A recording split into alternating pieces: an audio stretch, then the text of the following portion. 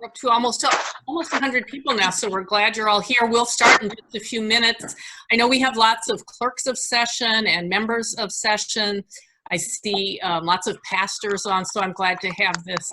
It's almost like a mini Presbyterian meeting, not so many. In most Presbyterians, this would be a big Presbyterian meeting, but for us, this would be a smaller Presbyterian meeting, so we're glad you're here. We'll start in about a minute.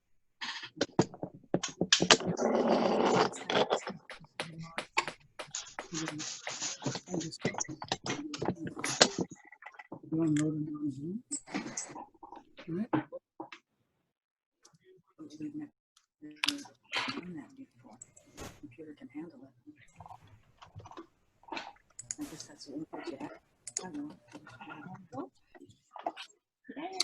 We'll go ahead and get started. We may have other people join us as well as we're meeting, or if you need to drop off, feel free. I know other people have other meetings and other responsibilities to take care of.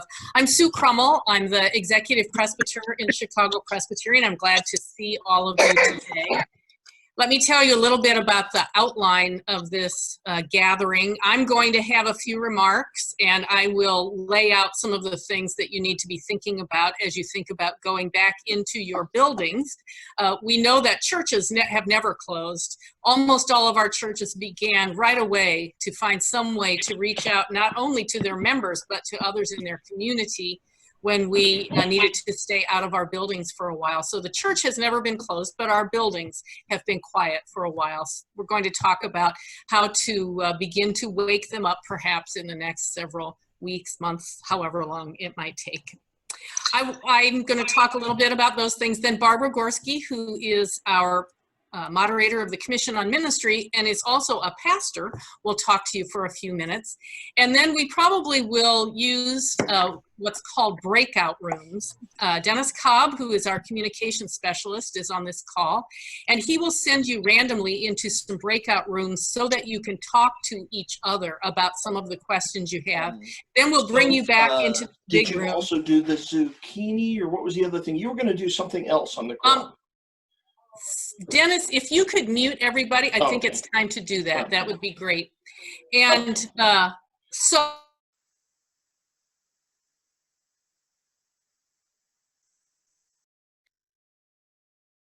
there we go. After you're in the breakout rooms, we'll all come back together and we'll see if there are any final questions.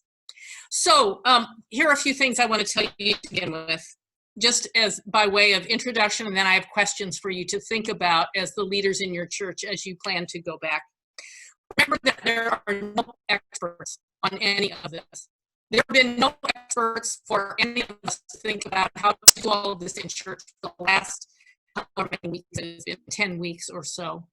We are all learning how to do this as we go. And so today what we're going to do is share some of the questions we have and maybe some of the answers that we have thought of, but they are not presented as expert answers. I encourage you to continue to talk to each other, not only here, but when you are at your leisure, to talk to other churches in your neighborhood, Presbyterian churches and other churches, to find out what wisdom they have about going back into the building. I encourage you to continue to be patient with one another and with this situation. I know that it feels to some people like we are being punished, like we have been sent to our rooms for a time out by someone who has authority over us. But we are not being punished. We have not been sent to time out. We are in a period of waiting. And it is so appropriate for Christians to be in a period of waiting right now, because as you have prepared yourselves for this Sunday, for Pentecost, you have reminded yourselves that the disciples were also in a period of waiting because Jesus told them to wait. And so we are also in a period of waiting to see what comes next, waiting to learn what the Holy Spirit has for us, waiting to see where we will be going. So I just got a message that my speaker may be working very well. Steve Pierce, will you give a thumbs up if you can hear me? Steve, I can see you. Okay. Barbara, if you could talk for a little bit, I'm going to go on to a different. Okay, Okay. I'm better now. Okay, so can you, Steve Pierce, give me a thumbs up. Can you hear me? Great. Okay, I'm going to keep going. I am going to turn my video off so that, because I want you to hear me. So here are the things that I really want you to think about. Here are some questions for you to think about. First of all, who makes the decision about going back to church? There's only one answer to that in a Presbyterian church, and that is the session. The session makes the decision. So you need to think about what questions will the session be asking. First of all, you need to follow all of the state and county and city guidelines. The best place to look for the state guidelines is called Restore Illinois. Probably you have been looking at that. But look at Restore Illinois. That's where you can find the latest information. It seems like as things change here in the next little bit, there will be the possibility for up to 10 people to gather in a group and for outdoor events to happen. But you need to check with your own municipality and your own county if that comes into play before you make a decision about anybody gathering anywhere, to be sure what will be allowed. The other thing that sessions need to really think about is who will be excluded when you gather again. Because you know that there are guidelines and suggestions that people over a certain age, whatever this morning is if you're over the age of 65, you should still shelter in place. There are also people who have underlying medical conditions. When you go back into the church building, who will you be excluding from that kind of worship? People who have probably been participating in the worship that you have now. So think about that. Another thing you need to think about is your pastor able to go back? HIPAA guidelines have probably kept some things about your pastor's life private from you, as they should be. But the session needs to ask the pastor if the pastor is comfortable going back and if their health allows them to go back. If the pastor says, my health does not allow me to go back, the session needs to stop asking questions. It is not your right to know why your pastor's health will not allow her or him to go back. HIPAA guidelines are still in place. So you need to be sure to take that into account as you're considering going back. Is your pastor able to go back? Your session also ought to think about whether they're going to survey the congregation. I know that some towns, for instance, are putting out surveys about whether people are going to be comfortable going back to restaurants and places like that. So you might want to find out whether or not your congregation really wants to come back and when they want to come back. They may be fine staying at home for a while. And as your pastors have heard me say, you need to check with your insurance carrier about what their rules will be about covering you for liability and for workers' comp when you go back. Just check with them about what their rules will be about that. So, the session needs to think about those things. A second area for you to think about is in what stages will the building reopen? Some of you have staff members, for instance, and some of your staff members may have been back in the building for work in the last several weeks. But you need to think about if you begin to reopen the building, what are the stages for that? So one of the things is to think about when staff will back, small groups of church members will go back. Okay, I'm getting messages that I'm still breaking up. So Barbara Gorski, if you could talk for about 2 minutes, I'm going to another. Sounds good. I'll just step in, and I hope my Wi-Fi stays steady. I wanted to start out by telling you that the reason we even thought about the need to have this Zoom meeting is I have some colleagues I have lunch with once in a while, but I actually haven't had lunch with them now for several months. But I started to hear rumors about having some discontent, like some pressure sometimes from maybe some of your members about, hey, it's time for us to go back. We need to think about going back, and other people are going back, and all the different information that people are hearing. And it became clear that we needed to meet with all of you together that are interested and have some discussions about your concerns, and talk about a little bit some of the unique way that your church might be different than a smaller church. Like larger churches are going to have much different issues than smaller churches, and really tiny churches are a whole nother another animal to deal with. But so that's what started this whole thing. Is I know as moderator of COM that we don't want you to feel like you're by yourself out there trying to navigate this unknown territory. I say that fully knowing that it's really unknown territory for COM and for the Chicago Presbytery as well. We've never done this before. We've never had to make these kind of decisions, but I want us to have time to talk and share and work through some of our concerns together, and even as we break out in small groups, to find out how maybe we can help each other, and share information that we've heard or things we've thought about that might help each other in a way that we can be more prepared. Are you back, Sue? I don't think she's back yet. So I'll just, so as Sue started to talk about some of the important things, and I wrote them down too, there are other people have asked me, and I don't know the answer, and I think we need to kind of talk about it together. Like the numbers that come up, like less than 10 or outdoors, you know, how does that look? Could we have 10 groups of people in a lot of different spaces outside in different areas? Could we still do worship without music? And should we have music? And questions like that I think are all part of making this decision of how we'll start to open our church. And Barbara, I'm back if you want me to, want me to go on? You can just Alrighty. go on. Thank you. Okay, so we were talking about what stages to open the building. So staff might be the first to go back.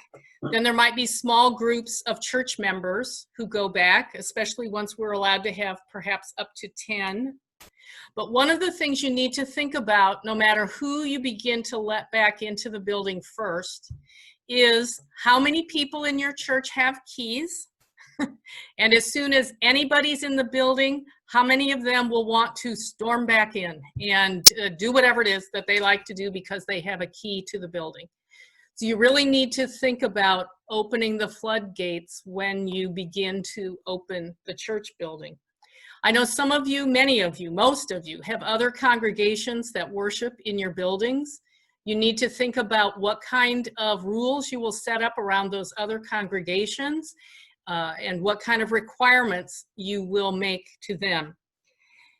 You also need to think about other groups that meet in your building, Boy Scouts, 12-step groups, et cetera, et cetera. So really think through all of those things. Because remember that no matter the size of group that goes back into the building, whether it's one person, 10 people, 10 here, 10 in the afternoon, 10 tomorrow morning, you have to clean. And you have to clean in a way that you have not cleaned before. So you have to think through, can we afford it if you pay somebody to clean? Is our supply chain open? We've all kind of learned that phrase in the last few weeks. In other words, can we get the supplies we need in order to clean? Can we get the hand sanitizer, especially, that we will need in the building when groups begin to come back? And until you can answer yes to those questions, it might cause you to pause a little longer about going into the building, because you think about the size of groups that can go back, but then also remember about cleaning in between any time that someone is in the group, and even while people are in the building. You probably have read the same things that I have about being in the same place with other people for an extended period of time is one of the things that experts think will be dangerous as we get back together. So walking past somebody in the grocery store or passing them on the sidewalk outside or something is far different than sitting in the sanctuary or in your office with people for an extended period of time, is what some of the experts are saying. Another thing I think sessions need to think about is the psychology of your congregation. Is it better for you to continue to have it be kind of, we're not quite sure, it's coming, we know that it will be pretty soon? Would your congregation rather operate like that? Or would they rather have the session say some date on which we're absolutely not going back in until at least such and such?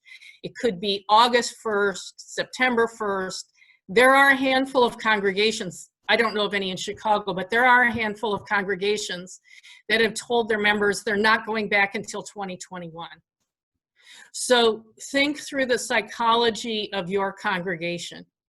Will it be easier for them to say, okay, now we at least know the rest of this calendar year or the rest of this summer or the rest of this month or whatever, we'll still be doing things the way we're doing them, and we want to keep improving on the way we're doing things now, so that we can focus on that rather than focus on, will it be this Sunday? Will it be next Sunday? Will, you know, so just think through the psychology of your congregation. Here's another area. What will be required of anyone who enters the building? My husband, for instance, went to an eye doctor appointment yesterday. He had his temperature taken, I think he said at least twice, maybe 3 times while he was at the eye doctor. And it was fine every time. It was just that as he moved, you know, into the building, then over there, then over there, they were, you know, taking his temperature. So I don't know whether you'll want to take people's temperature as they enter the building. It will certainly slow things down as people enter the building, but you'll want to slow things down as people enter the building anyway, because you can't have crowds all at one place going in or out. Will you require masks? Right now, we're all supposed to be wearing masks when we're out in public. And you know that masks are becoming more and more politicized. So the health experts tell us you should have a mask on when you're around other people who don't live in the same house where you live. Will you require masks? It probably is a good idea to do that. Temperature, masks. Will you ask people any kind of health questions as they enter? If you've been to the doctor in the last several years, you know one of the questions they now ask you is, have you traveled outside the country? I think some places are asking people now if they have traveled outside their state, because states are monitoring this. So will somebody at the door have a little checklist? Have you traveled outside the country? I mean, or the state, or have you traveled anywhere really? Have you had a fever in the last 72 hours? Have you had a COVID-19 test that came back positive? If so, how many days ago? You know, there are all kinds of things that you might require of anybody going in the building. The big question for all of those is, who will enforce it? You have all heard stories like I have of people who just are doing their job in a retail outlet and have either been physically attacked, or in one case, someone was shot to death because he required someone to wear a mask because he was doing his job. So you need to think through who will enforce the rules that you will have about going back into the building. Again, that might be a reason for your session to say, wait a second, maybe we shouldn't go back yet. Josh has just asked a question. Do we have the right to ask those of the general public? Yep, it's your building. You have the right to control what happens in your building. Just like the session has the right to say, no, we're not going to have that group come into the building because there's something that might be objectionable about that. You know, that somebody who wants to rent space from you or something. You're in charge of your building. So if you say that for health reasons, these are the things that we're going to require, you can require that of anybody who comes in. You're not a public place. It feels public on a Sunday morning, but it's not a public park or something. So You probably have seen some of the things about singing and wind instruments. There's a choristers guild kind of thing. People who are choir directors who love to sing, who want to sing, who have said they're recommending to their members no singing for 2 years. Again, I don't know who the experts are on this. It is something to think about because singing is almost like coughing, especially if you're singing the right way and using your diaphragm. You're pushing a lot of air out when you sing. And so you need to really think through, are we going to sing together? Probably not for a while, at least until we get a better handle on the virus. So that's something to think about as well. I've also heard people talk about ceiling fans and pipe organs, because you know those big pipes have all those holes in them because the air comes out of those holes. I don't know, but those are things to think about, things for your session to research. Probably the bottom line are these two things. The biggest thing for your session to think about, what is the risk versus the reward? What is it that you want to accomplish by opening the building again? And when is the ratio of risk versus reward with that at a level that your session is comfortable with? Mike Welf has just put into the chat part of this the link to the Presbyterian Music Association with their recommendations about singing. So you can access that in that chat part. So that's the big question for your session to ask. The other thing I think will be a good idea for your session is to have a written policy, because you want to be sure everybody in your congregation has the same information at the at the same time. You know, you would want to get it out to everybody at the same time. You also probably will want to have it posted somewhere or have it available somehow for visitors who might show up at your church whenever you decide to unlock the doors again, so that whoever is at the door and says, oh, I'm sorry, you know, you really have to put a mask on, it'd be a good idea if you can find them, if you can say, and here's a mask to that person. And if they say, oh, I don't know, I'm not wearing, then they can point to, see right here on the wall, here, our session, our governing body has said, this is what we're doing. And as Josh has just said, put it on your website too, so that people can see it even before they come to your church, and so everybody in your church can see it. So Barbara, I'm sorry I interrupted when I use one computer when I am on small Zoom meetings, and it never does this. My microphone only goes bad when I'm on big Zoom meetings like it did for the Presbytery meeting. Now I've learned I have to use this one. So Barbara will talk for a few minutes, and then in about 3 or 4 minutes, we're going to put you into breakout rooms so that you can talk to each other for about 15 minutes and learn from each other, and then we'll bring you all back together. Thanks. Thanks, Sue. Excuse me. I've had already my second Zoom today. So I just think the things that Sue talked about are so important. And I have just a few things to add that I think will be important. There's been a lot of talk about the older church. Know that I've experienced young adults who are equally as concerned about exposing their children and their family to the possibility of getting COVID-19. So I just think you need to make sure and think more broadly than just your older population.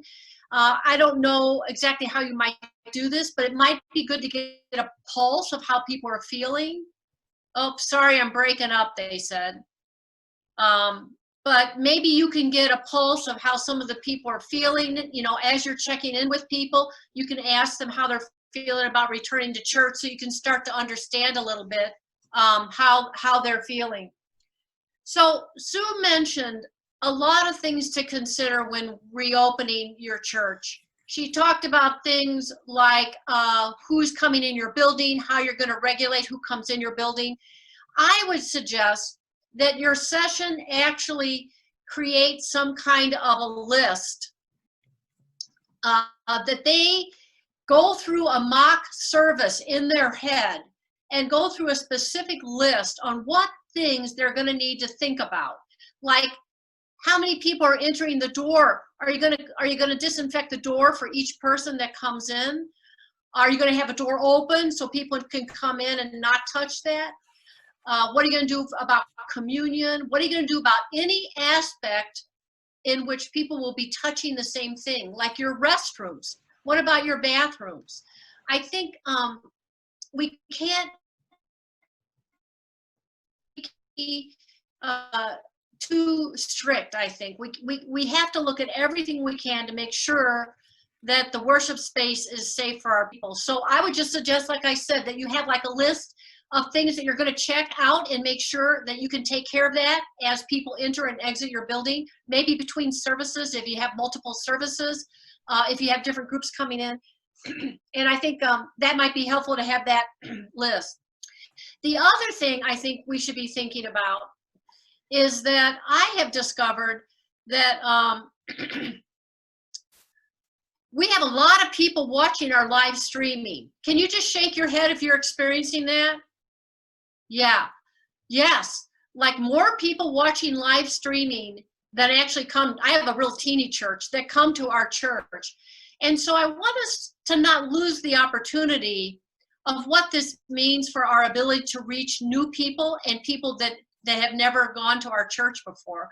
My session has already started talking about how we can continue live streaming or what we'll do down the road. And I think it's not too early for you to be thinking about that now, as you will have to maybe buy some new equipment. You might have to talk to your session about other ways or other licenses you might need to get. So that would be good to talk about too. I think that is about all that I wanted to talk about right now. So let me tell you what's going to happen in just a minute. It's magic. It's like some of us are old enough to have watched Star Trek when it was on TV. You know, the beam me up, Scotty, you're all going to be beamed up in just a minute. You're going to go to a breakout room so that you can talk with each other. And I'm going to go through all the questions that you've asked in the chat while you're in the breakout rooms. Be sure you ask each other these questions, because remember, nobody is an expert about the safest way to go back to church at the middle or wherever we are of a pandemic. We don't know. So we have a lot of wisdom here together. That is one of the fundamentals of our understanding of how we are church together, is that we know way more when we bring all of our gifts together than we do individually. So talk with each other. You'll be in the breakout room for 15 minutes, and then you'll come back here and we'll try to be sure that we answer your questions if there are anything that you weren't able to answer with each other. So Dennis is going to push the magic button here in just a minute. You'll go to the breakout room and then it'll bring you back into this meeting.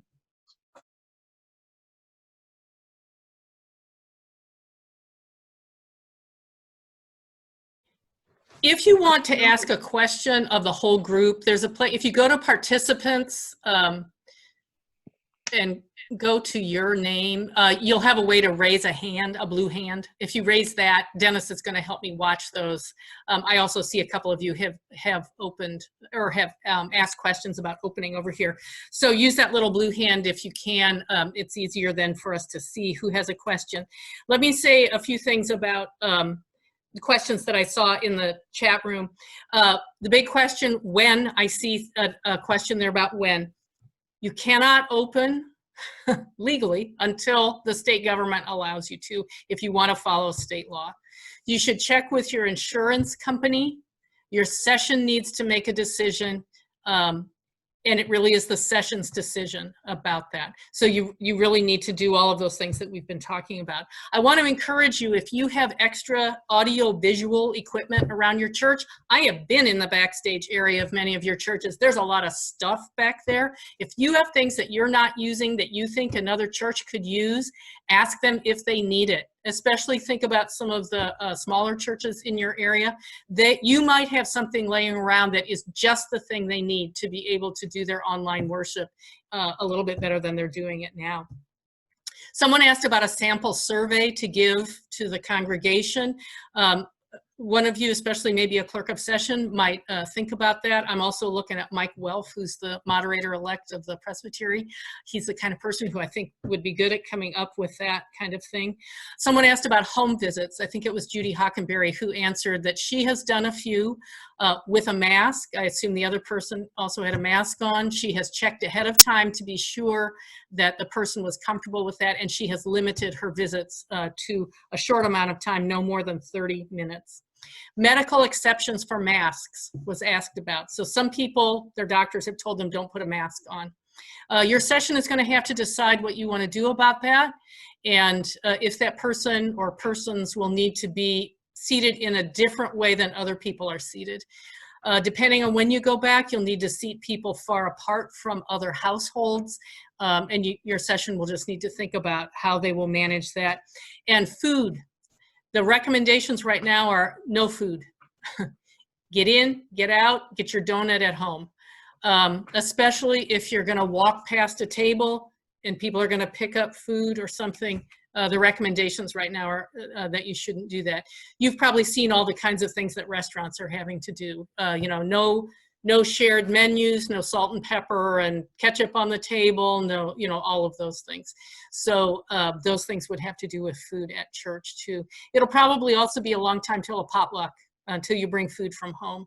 Even when there's food again, it probably will be packaged, you know, food that somebody bought at a store rather than homemade food laying on a table for people to walk along and say, oh, I'll have one of these and I'll have one of those. So Tracy Smith, I know, wants to ask a question of everyone, and then I see someone whose first name is Scott has a hand up too. So Tracy and then Scott.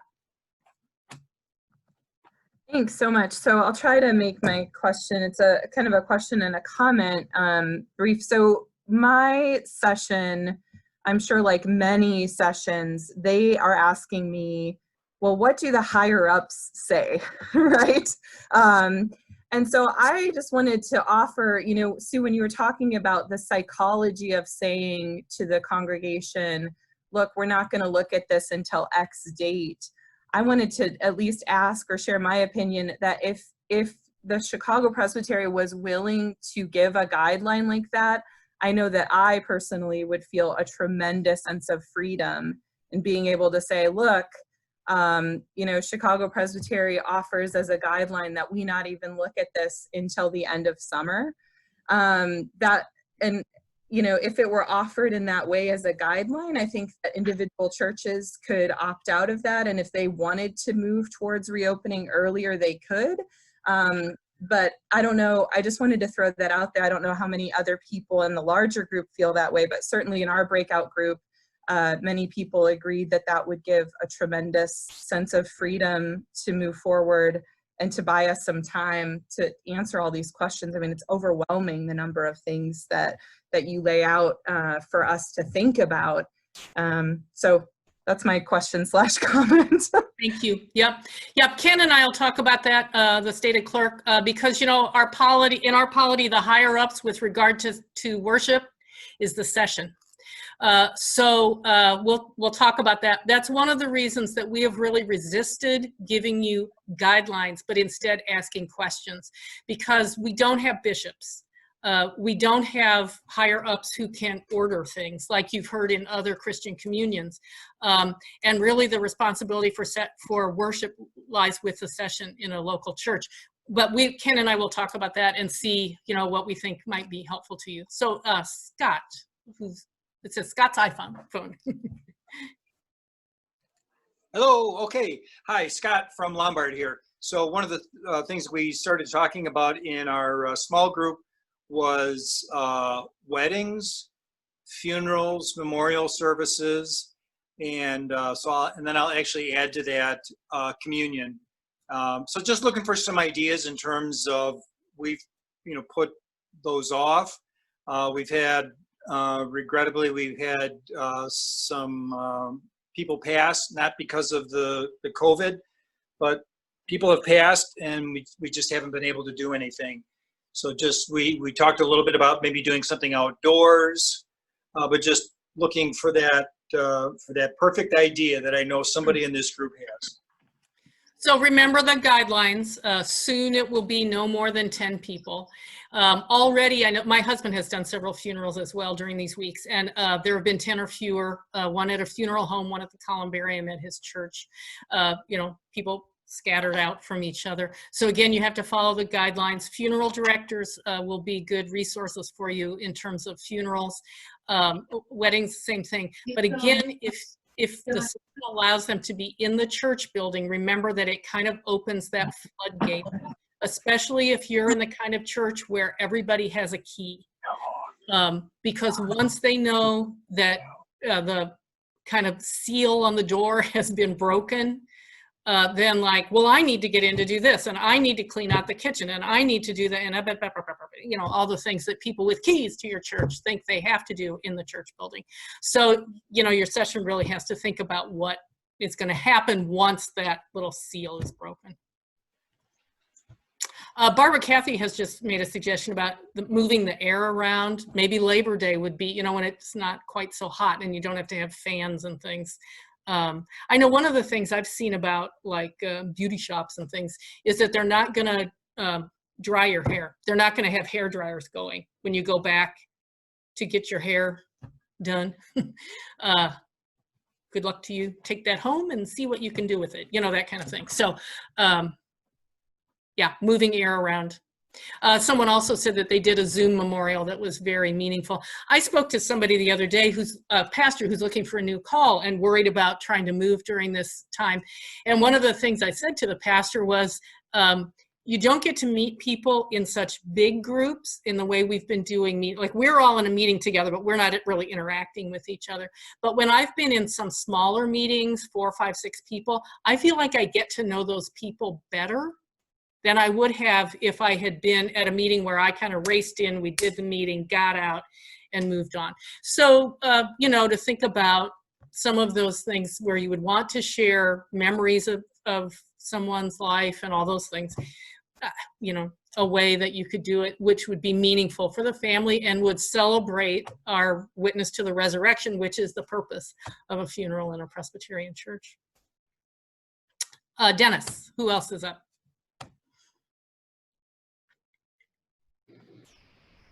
Jess Schulten has her hand up. Okay. Breakout room. We talked in our breakout room, and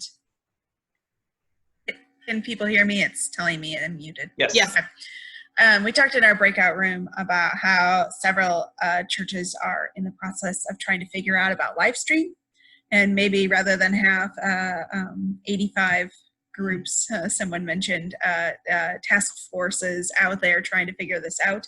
If we had some knowledge of the churches that, maybe a list of churches that are already live streaming and a list of churches that might want to share that information. I don't know how we could go about sharing and finding that out, but I know I have a team that's working on it, and it would be really helpful for them to have other people plugged On into Sunday it. mornings when I'm looking around for a church to attend, I go to the church's website first because I want to see, as a stranger, would I be able to figure out how to get to your worship service? Some of you are really good, some of you are not.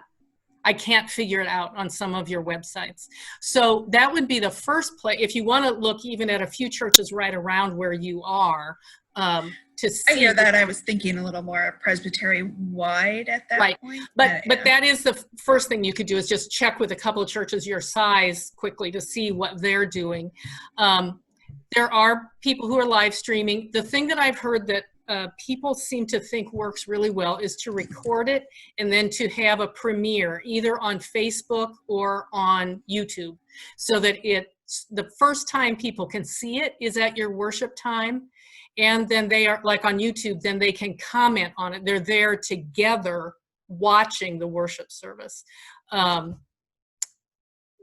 Josh Erickson has put up some things. If you look in the chat, there are some people putting up things with some suggestions too. But do a little, have your session, do a little research. We can work on it a little bit from the Presbytery side too, to let you know what other churches are doing. But look at churches' websites.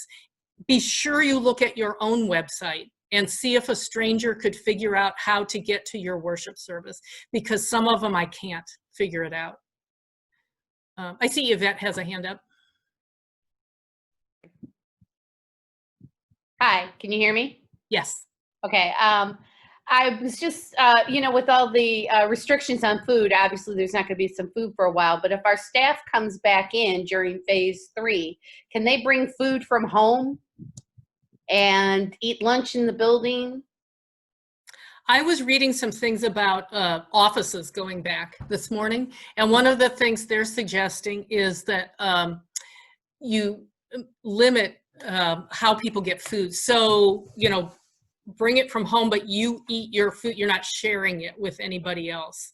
Again, it's just limiting the contact. And really, from what I've been reading recently, it's not only to limit your contact with people who might be contagious, it's also so that once somebody in your group gets it, the health authorities can contact everybody they've been in contact with. Okay, so it's not. So you want to keep it, they talk about a bubble, like expanding your bubble right now. Lynn Avery has her hand up. And we need to unmute Lynn. Okay, There we go. I'm there. Can you hear me now? Yes. Okay. A couple of comments on other people's comments. The concern about having someone above set a guideline. As Ken said, the session is the ultimate authority.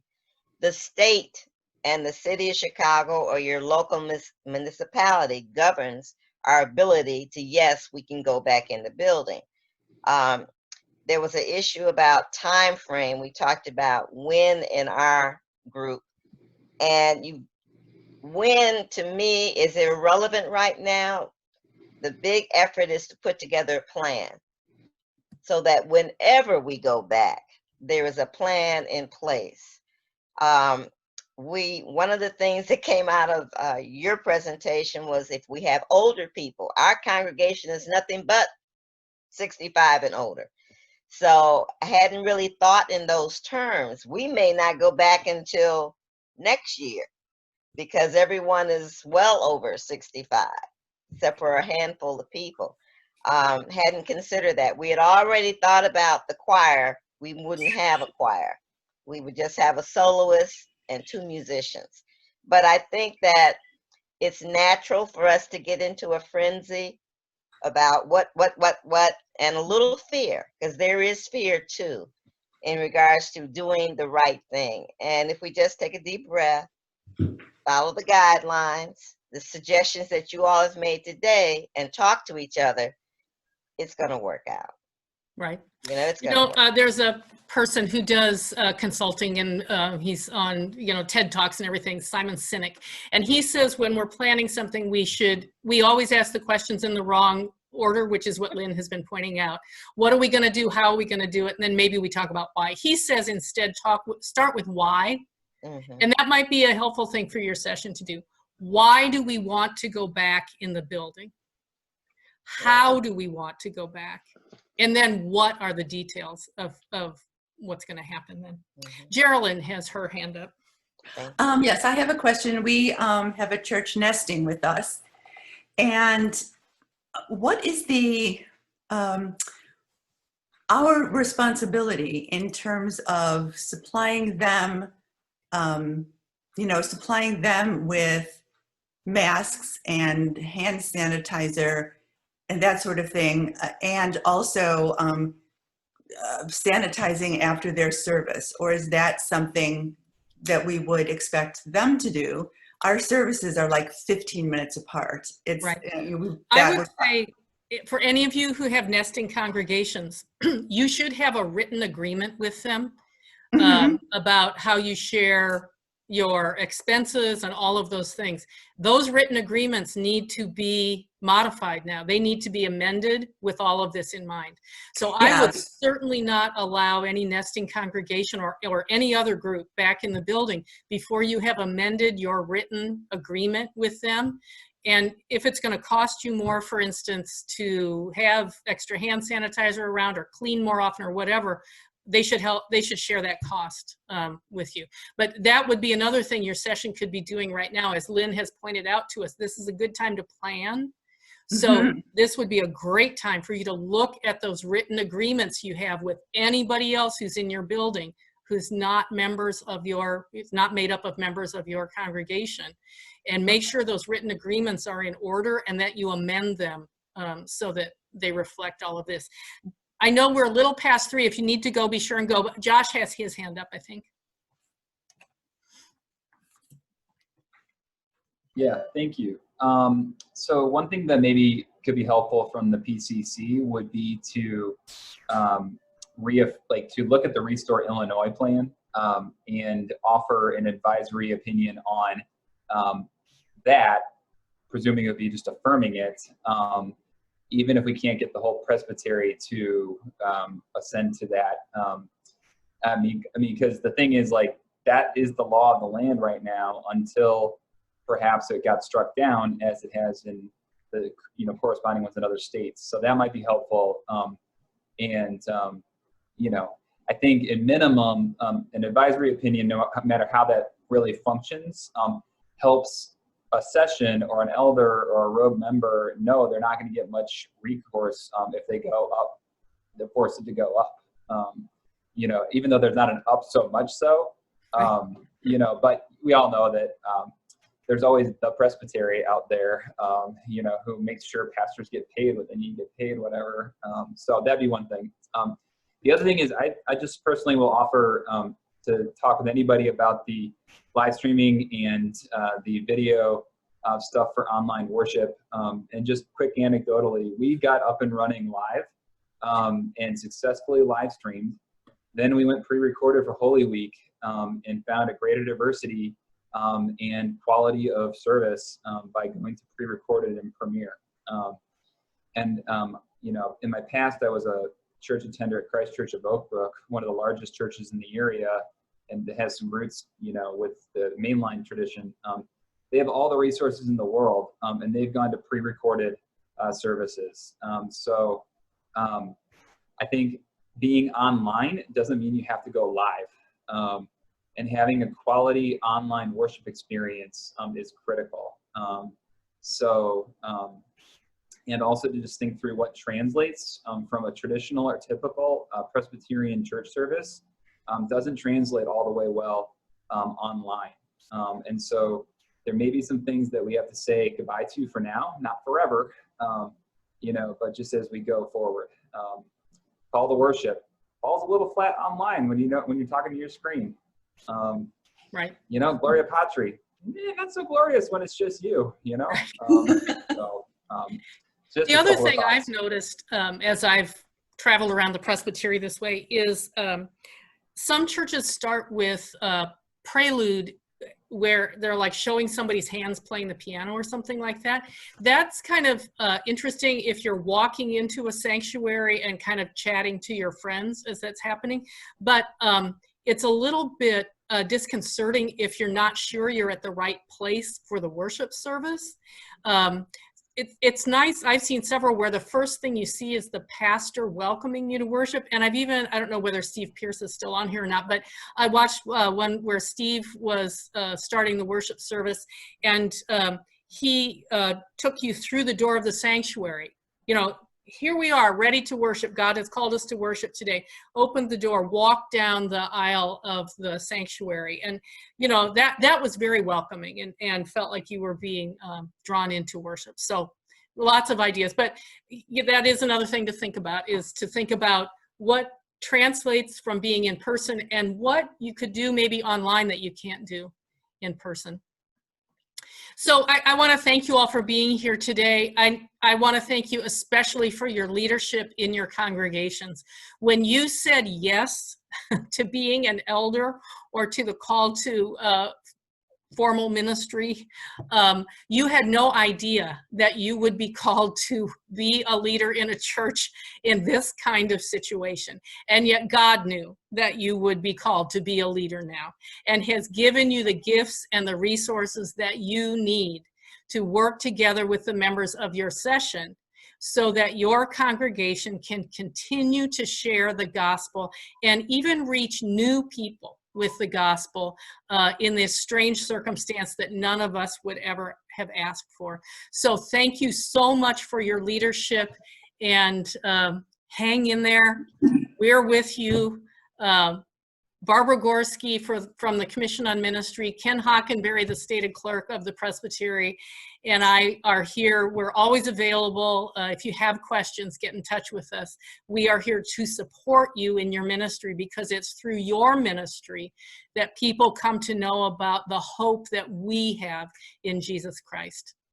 So thank you all for being here today. This was recorded, so if you want the recording, you can get in touch with Dennis Cobb in the Presbytery office, and he can send you the link to it. You could, watch it at a session meeting or something if you want to. So it's available. Thank you all very much. Take care. Thank you, Sue. Thank you. Yes, you're welcome. Thank Bye you. bye. Thanks, Barbara. Bye-bye.